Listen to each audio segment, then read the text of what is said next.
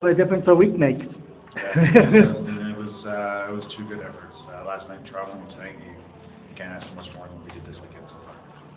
And the fact that the 2 goals allowed is a regular season record and ties the overall, for the playoff game was just 2 allowed. So that has to be very satisfying. Yeah, like I said, it's very rewarding for those guys out there. They played a great game.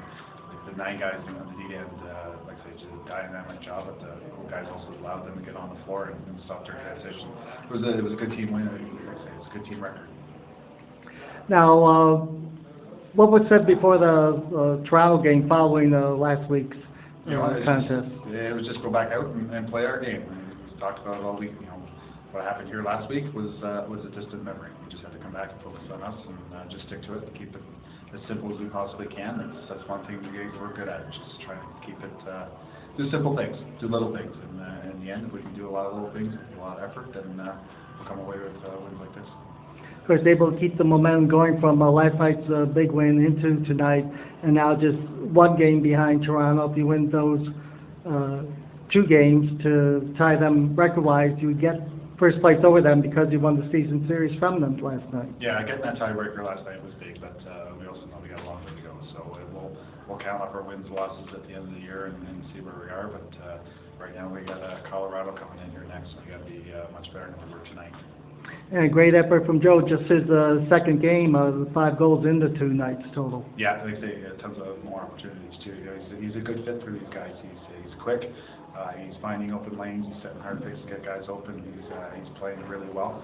And I'd say it's a great addition that we managed to sneak out of Buffalo.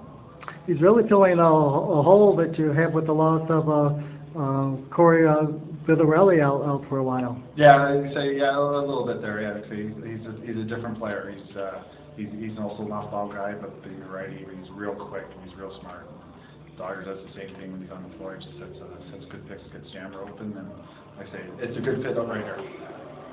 Zach Reed made his pro debut tonight. I know obviously you can't judge him by the score sheet, but I thought that he played very well in his pro debut. Most definitely.